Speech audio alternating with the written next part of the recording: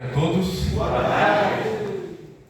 mais uma vez é uma alegria estar aqui novamente. Então estivemos de manhã e vamos dar uma sequência aqui desse nosso estudo da Palavra de Deus, mas agora então finalizando a semana de oração jovem. Todos jovens aqui? Sim. É isso daí, não está certo, é isso mesmo. O bonito ali da música, que é algo que nós temos que lembrar, que foi cantado, que o prazer está na caminhada. Algumas pessoas vão encontrar Jesus bem nos momentos finais, e amém por isso. Mas eu quero dizer do privilégio que é estar nessa caminhada. É um prazer estar nessa caminhada, desfrutando já do estar em Cristo, estar com Cristo e viver com Cristo acima de tudo. E você sinta-se privilegiado de estar nesta caminhada e você tenha prazer. Lembre-se, é uma grande alegria poder servir a Cristo. Amém? Amém. Como é o tema aqui da Semana Jovem, é um tema geral que está sendo aplicado em todas as igrejas aqui da União Sul, não só na União Sul, todo o Brasil, a divisão sul-americana, comunidades transformadas. O desafio que temos como igreja para avançar, para ir à frente, tendo uma comunidade principal, não esquecendo do nosso lar, e que a igreja ela não viva somente em quatro paredes, mas possa estar indo, atingindo as comunidades através da influência e de dom que Deus concedeu a cada um. E hoje pela manhã, nós falamos que aquele grupo de pessoas que Deus escolheu através do líder Moisés, eles estavam perto de entrar em Canaã. Lembram em que momento que acontecem os acidentes? Perto de casa. Perto de casa. Então, nós estamos perto de casa. E o que eu quero trazer aqui é falar de um dos de um dos espias, não Caleb, Josué. E eu quero que você abra o livro de Josué, tá certo? Aqui Josué, então ele substituiu Moisés. Depois de todos aqueles acontecimentos, vem agora a liderança de Josué. E eles já estão nas terras. Aquele momento foi a decisão que eles quiseram ficar no deserto. E eles ficaram então ali no deserto por 40 anos. E uma geração toda então morreram ali no deserto. Então veio outra geração. E esta outra geração liderada por Josué. E Josué segue todas as orientações de Deus, conquistar as terras. E eles começam a conquistar as terras. E eles começam a avançar. E aquilo se propagou. Nações vizinhas agora viram a realidade. Aquilo que eles falharam no início, os cananitas não ficaram com medo dos israelitas, agora é o contrário. Vários grupos estão com medo daquilo que está acontecendo. E no meio de tudo isso, é claro, é o cumprimento de uma palavra que nós estudamos muitas vezes, quando fazemos a leitura bíblica, principalmente o ano bíblico. Quando nós estudamos a lição da escola sabatina, também aparece essa palavra. E inclusive nesta semana que nós estudamos, apareceu muito essa palavra relacionada a Moisés. É uma palavra chamada aliança. Toda vez que fala uma palavra aliança, o que você entende? Ou melhor, se alguém chegar para você e perguntar assim, o que significa esta palavra aliança na Bíblia? Qual que é o significado? Qual é a resposta? Vamos lá. Compromisso. Muito bem. O que mais? Promessa. União. Tratado. fidelidade. Enfim, nós damos algumas definições. E aqui nessa tarde, nesse momento, final de sábado, e esse encerramento, nós vamos falar por que realmente é um prazer estar nessa caminhada. Por que eu devo ter prazer de ser chamado um cristão, de falar que eu sou um seguidor de Jesus, vendo a realidade desta aliança. Você lembra que quando Jesus estava ali com os discípulos, na quinta-feira, ele reuniu os seus discípulos à ceia? Lembra desse momento? Na quinta-feira. E Jesus olhou para eles e disse assim: eis que faço convosco uma aliança, uma nova aliança, derramado o meu sangue em favor de vocês. Então esta palavra aliança, ela se tornou muitas vezes apresentada a palavra de Deus como esta promessa, como vocês colocaram, a fidelidade, a união. E voltando aqui à nossa história, Josué, chega um momento das suas conquistas que aparece um grupo de pessoas para conversar com ele. E quando você vai em Josué capítulo 9, veja ali o que diz. Josué capítulo 9 é um contexto de aliança. Josué capítulo 9, vamos ler aqui o versículo 3. Josué 9, o versículo 3. Fala assim: mas os moradores de Gibeão, ouvindo que Josué tinha feito com Jericó e com Ai, lembra aquilo que eu falei no início? Lá na nossa história, no contexto que quem estava aqui de manhã, eles não conseguiram conquistar, falharam. Mas agora aqui você vê que essa nova geração que aprenderam a lição, eles estão então conquistando as terras, tanto que os moradores de Gibeão estavam com medo pelos acontecimentos relacionados à cidade de Ai e Jericó. Tá certo? Versículo 4 fala assim: os gibeonitas, usaram de astúcia, foram e se fingiram de embaixadores, levando sacos velhos sobre os seus jumentos e odres de vinho, velhos, rasgados e cheios de remendos, calçando sandálias velhas e remendadas, e vestindo roupas velhas, e todo o pão que traziam para comer era seco e bolorento. Foram a Josué no arraial de Gilgal e disseram a ele e aos homens de Israel: viemos de uma terra distante e queremos que vocês façam aliança, uma aliança, um acordo conosco. Esse foi o pedido dos gibeonitas, uma aliança. Eles queriam sentir esse compromisso do povo de Israel, de Josué como representante, para com os gibeonitas. A Bíblia diz, a sequência, essa narrativa, que entre conversas indo e vindo ali, que eles chegaram a uma conclusão. E quando você vai no versículo 14, é interessante que no versículo 14 há uma quebra, e o escritor, na sua narrativa, ele apresenta um detalhe que foi esquecido e que, através desse esquecimento, resultou ali a questão da decisão deles. O que diz o versículo 14? Então os israelitas aceitaram os alimentos deles, dos gibeonitas, e não pediram conselho ao Senhor. Ou seja, eles firmaram a aliança, em outras palavras, aceitaram os presentes dos gibeonitas, só que eles não consultaram a Deus. Por que o escritor coloca isso? Aparentemente era algo simples, apenas uma confirmação de uma aliança, aceitar os gibeonitas.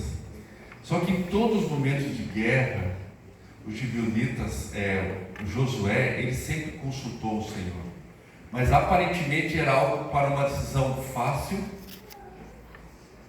e ele não consultou o Senhor, porque na sequência do versículo 15 fala assim: Josué concedeu-lhes paz e fez com eles aliança de lhes poupar a vida, e os chefes da congregação confirmaram isso com juramento.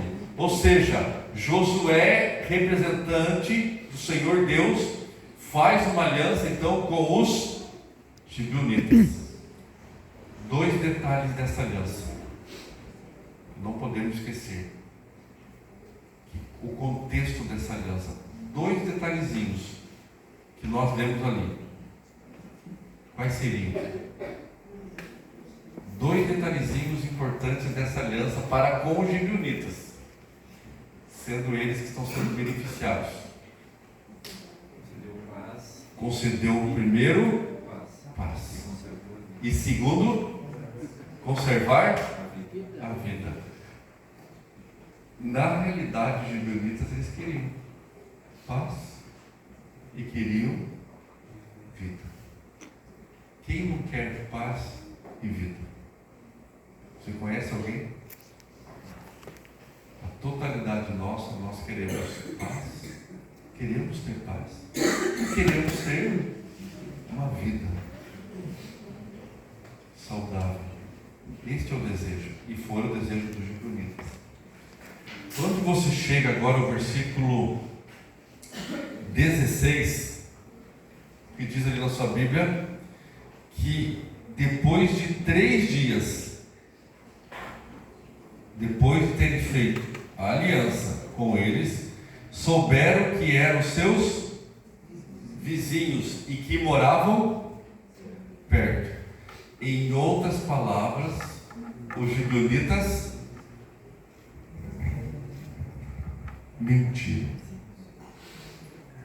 Eles mentiram para os israelitas, para Josué. Falaram que moravam muito longe, sendo que eram vizinhos. Alguns questionamentos, algumas respostas, porque eles fizeram isso. Primeiro, claro, estavam com medo.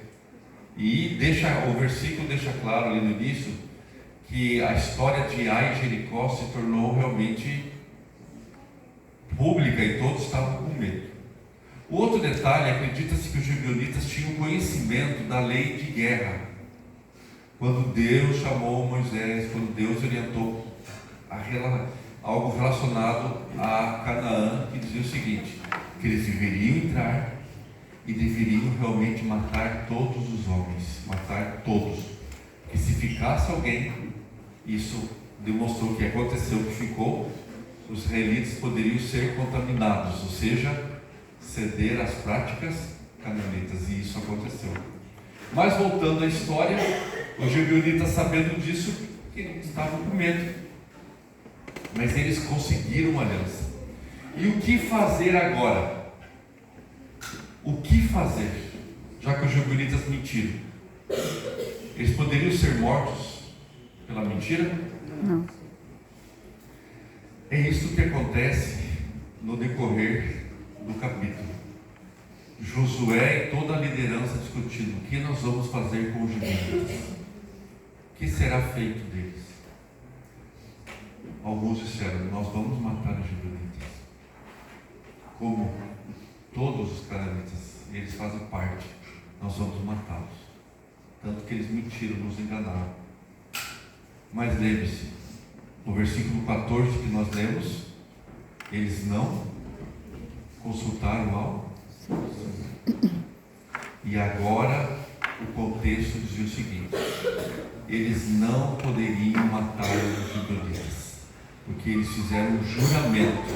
E no momento que Josué e todos os líderes fizeram uma aliança, eles estavam representando a Deus. Foi Deus que fizera a aliança com os gibeonitas. E agora Josué o chama, lá no versículo 22, diz assim: Josué chamou os gibeonitas e lhe disse: por que vocês nos enganaram dizendo que moravam bem longe de nós, quando na verdade moram aqui perto? Agora vocês estão sob maldição, e entre vós nunca deixará de haver escravos, rachadores de lenha e tiradores de água para a casa de meu Deus. Ou seja, o que Josué fez com os gibeonitas? Deixou eles como escravos. Agora a função dos gibeonitas qual era? Rachar lenha e tirar água para a casa de Deus. Aqui foi uma logística, uma estratégia de Josué. Primeira delas, a mais importante, para que eles pudessem conhecer o único e verdadeiro Deus. Josué os colocou para trabalhar para Deus. Segundo ponto, Josué usou aquilo que eles sabiam fazer de melhor, para que eles pudessem então trabalhar para Deus aquilo de ideal que eles sabiam do melhor. Por quê? A arqueologia descobriu vestígios de Gibeon que existiam poços de água na região dos gibeonitas. Isso comprova a veracidade da Bíblia. Quando você lê outros capítulos relacionados aos gibeonitas, e quando eles encontraram, viram que os gibeonitas sabiam muito bem mexer com a água. A terra deles existia água, e para a época eles eram os experts em mexer com água. Então Josué pega aquilo que eles sabem fazer de melhor para trabalhar então para Deus, usar os seus talentos para Deus. Mas vamos lá, outro detalhe: escravos. Quando nós estudamos escravos da Bíblia, é diferente daquilo que nós estudamos nos livros de história e escravidão, somente relacionado ao Brasil. A comunidade de Israel, eles aproveitavam e foram ensinados a aproveitar todo momento para aproximar as pessoas para conhecerem a Deus. Tanto que todo escravo dentro da comunidade de Israel, eles tinham direitos. Por exemplo, se eu, dono de um escravo, ferisse esse escravo, eu poderia pagar. E teria que dar liberdade ao escravo. O que diz, por exemplo, a festa da Páscoa? Que todo escravo poderia participar da festa da Páscoa, da circuncisão. O que diz o mandamento do sábado? 6 dias você vai trabalhar e vai fazer toda a sua obra, mas no 7º dia você vai descansar. Quem mais deveria descansar? Seus servos e tuas servas. É o direito da comunidade de Israel, os escravos. O que acontece? Como eu falei, essa história de gibeonitas, ela não se finaliza num capítulo, não se encerra em um momento. Em alguns momentos da Bíblia, nós vamos ver algo relacionado aos gibeonitas. Tanto que na sequência, lá no capítulo 10, lá no versículo 6, diz que um dia Josué estava andando no arraial de Gilgal e ele recebeu uma mensagem dos gibeonitas.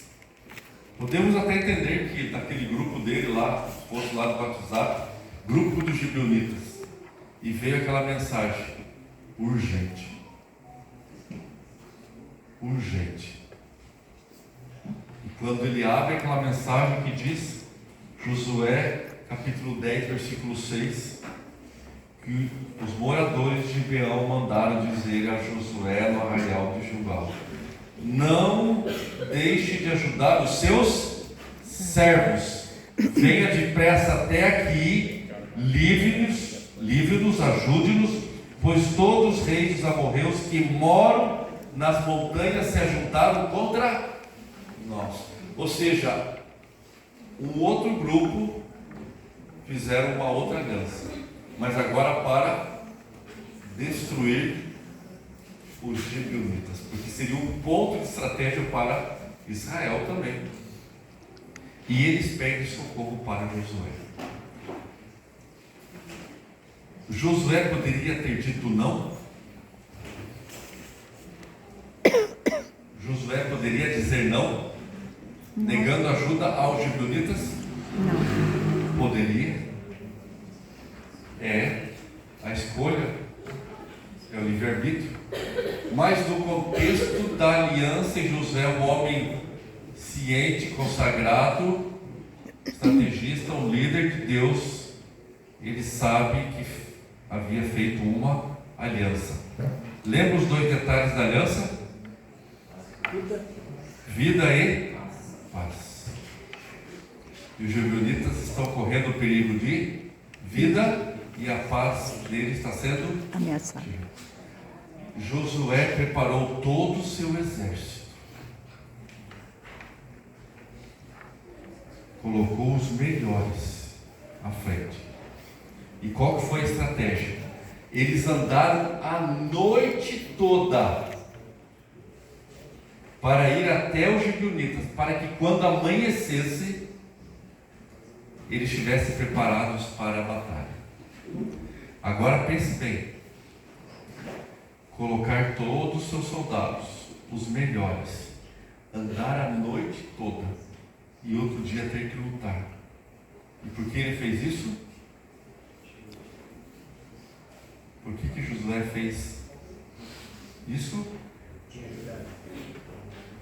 Porque ele foi cumprir a aliança, proteger os gibeonitas, porque ele fez uma aliança.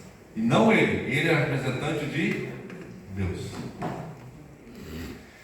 A história nos diz dessa batalha que não estava tão fácil.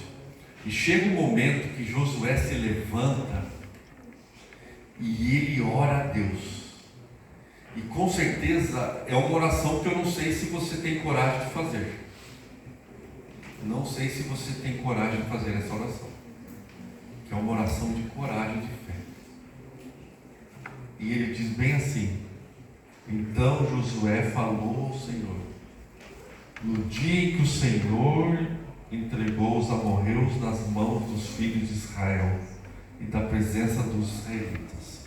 Lá no versículo 12, e disse assim: Sol, detenha-te em Gibeon, e você, lua, pare no vale de Ajalon. O sol se deteve e a lua parou, até que o povo se vingou dos seus inimigos. Então, olha aqui, qual que foi a oração de Josué? Para que o sol e a lua parassem. Por qual motivo? Eles estavam lutando por quem? Pelos gibeonitas. E quem eram os gibeonitas para Israel? Inimigos. Escravos. Eram escravos. E ele ora para que o sol e a lua parassem. Agora você consegue entender o seguinte: o testemunho para os gibeonitas ver o sol e a lua parar pela oração de um homem que Deus atendera. Agora imagine todos os reis ali dos amorreus que tinham feito aquela aliança para lutar contra os gibeonitas, olhando também. O sol e a lua pararam. E por que Deus parou o sol e a lua? Para proteger um povo escravo. Mas um povo escravo que fez uma aliança. Quem pode parar o sol e a lua? Somente Deus. E Deus fez isso para ajudar um povo escravo, mas que fora feito uma aliança. Você já fez algum dia uma aliança com Deus? É interessante, como eu disse, que essa história não para por aqui dos gibeonitas. Nós podemos ir mais à frente. E eu quero ler o último texto relacionado aos gibeonitas aqui. Depois de muitos anos desse acontecido aqui, depois de muitos anos mesmo, período do rei Davi. E quando você vai lá ao livro de 2 Samuel, 2 Samuel, capítulo 21. 2 Samuel, capítulo 21, fala assim que nos dias de Davi houve uma fome, primeiro versículo, de 3 anos consecutivos. E Davi pergunta: Senhor, por que está acontecendo essa desgraça, fome? E Deus dá a resposta: é por causa de Saul, porque ele e a sua família sanguinária, porque ele matou os gibeonitas. O que aconteceu aqui? Quebra da aliança. Quebra da Uma aliança. quebra da Aliança. Estavam passando fome. Depois de muitos anos. Senhor, por que tudo isso? 3 anos.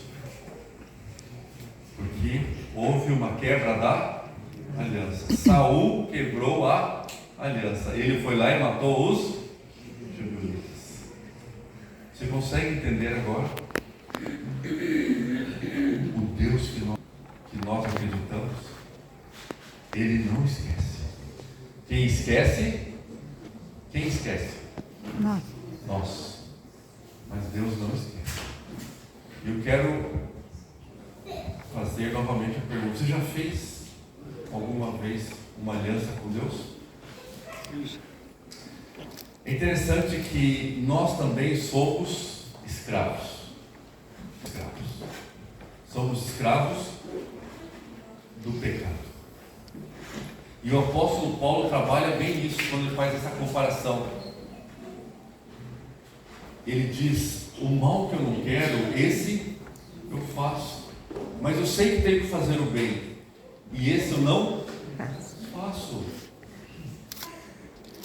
E é isso que acontece conosco. Mas daí Paulo fala assim: desventurado o homem eu sou, quem me livrará do corpo desta morte?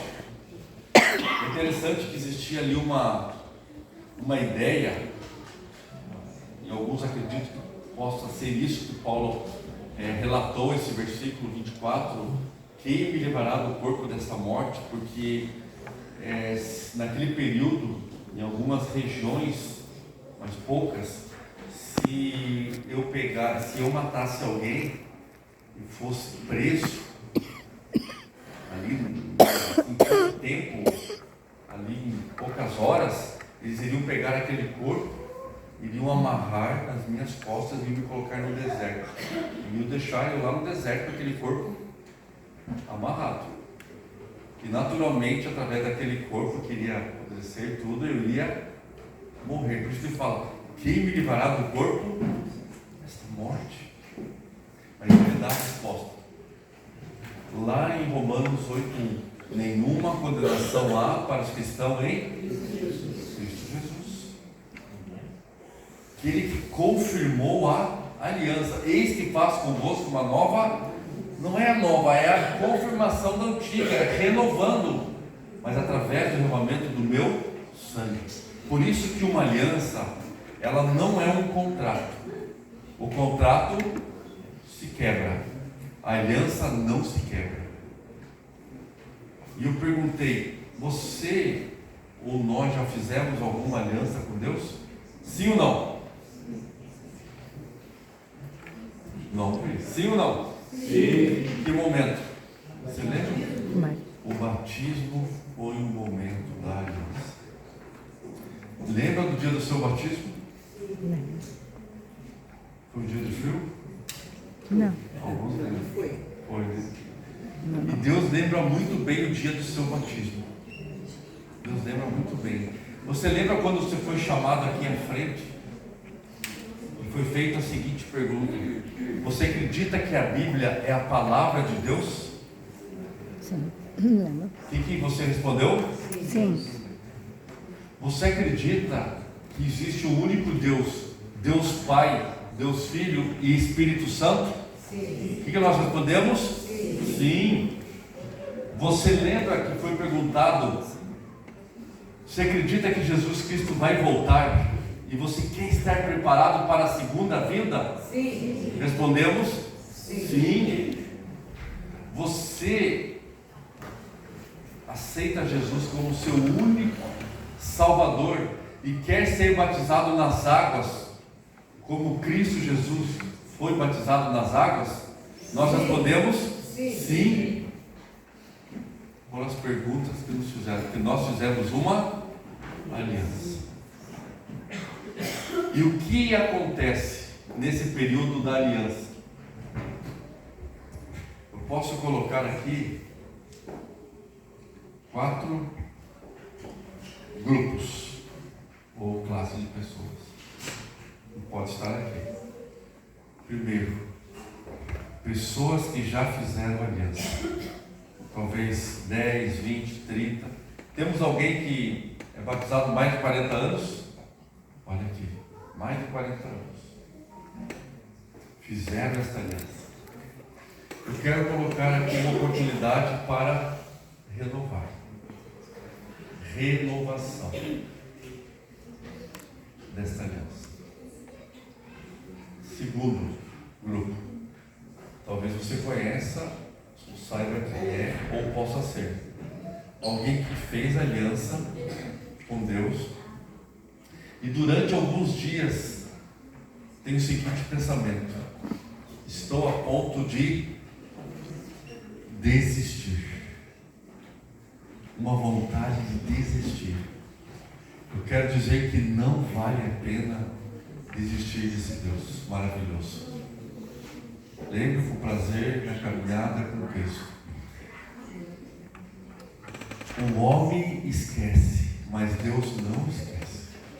Lembra de Saul? Quanto tempo passou? Quanto tempo? Ele esqueceu, mas Deus não esqueceu. É por isso que Jesus, depois que fez a aliança, houve a morte, o derramamento do sangue, porque toda aliança havia a formação, o derramamento do sangue. Ele confirmou, e depois ele fala assim: eis que estou convosco todos os dias. É a confirmação da aliança, ele não esquece. Talvez tenha alguém que tenha pensado em desistir. Eu quero dizer para você: não desista. O nosso Deus é real. Essa aliança é real. Terceiro grupo. Alguém que desistiu. E você sabe, alguém que já sentou nos bancos das igrejas, alguém que já esteve cantando aqui à frente, que participou e não está mais aqui. Ou talvez esteja alguém que está lutando para voltar. E nós sabemos, não é fácil. Eu quero dizer para você que você deve continuar lutando e deve voltar ao Deus da aliança, ao Deus que confirma que está de braços abertos. Por isso que ele esteve com os discípulos e falou: isso que confirma essa aliança, mas derramamento do meu sangue, essa opção de volta. E talvez, quando você conheça alguém, que se possa mostrar essa realidade dessa aliança. Mas pode ter um outro grupo, alguém que está estudando e está com dúvida. Será que vale a pena confirmar essa aliança através do batismo? Será que realmente vale a pena? Quero dizer que vale a pena seguir esse Deus maravilhoso. Com certeza, vale a pena. Nós temos que lembrar que a Bíblia fala o seguinte: que a mentalidade da carne, sabe o que é? É a morte.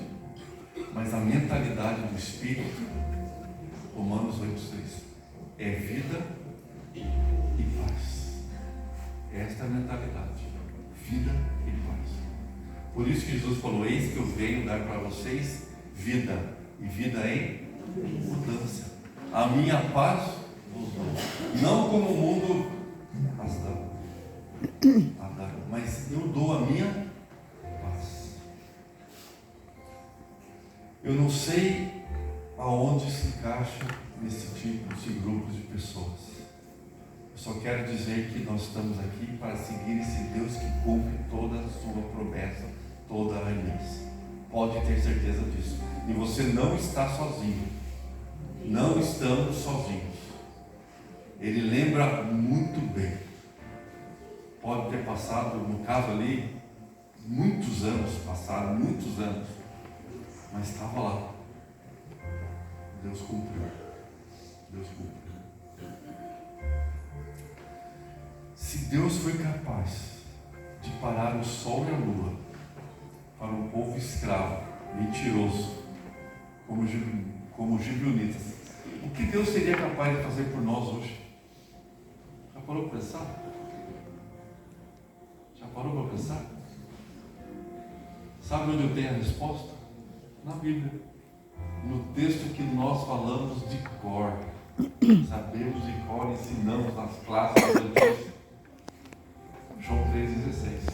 Que Deus amou o mundo de tal maneira que deu seu único Filho, para todo que nele crê não pereça, tenha vida eterna. E o que diz ali? Que Deus deu o seu Filho. Ele fez muito mais do que parar o sol e a lua por nós. Ele enviou o seu Filho para confirmar esta aliança. Esse é o Deus em que nós acreditamos, que confirma toda a aliança, que mandou o seu Filho para morrer por nós, para que tenhamos oportunidade de vida e vida eterna. Talvez nesse mundo, nesses dias atuais, você não consiga ter uma verdadeira paz, uma verdadeira vida que você queria. Mas lembre-se que a promessa dessa aliança que nós fizemos é muito melhor que essa vida e que essa paz que nós queremos. Que é bom ter paz em Deus, mas Jesus quer dar o quê? A paz eterna e a vida eterna. E nessa tarde eu quero chamar aqui então o pastor Rafael. Ele vai entrar aqui nas águas, já que estamos falando de aliança, de batismo, tendo essa confirmação. Não sei se quer falar o nome aqui das pessoas. Muito bem, chega um momento especial, mais um momento especial em nossa Semana de Oração Jovem para coroar esse momento. Eu queria chamar aqui pela fé porque a água não está quentinha. E aí o Everson vai descer primeiro, caso ele quiser voltar, já combinamos que o Misael vai segurar ele, pode entrar. Sinta fé, irmão, pela fé tem que vir aqui. Bênção. Quero chamar então essa família linda e abençoada, pode descer. O Everson, vai vir o Derek, depois a Sarai e o Misael. É isso aí. Derek, a vida não é fácil.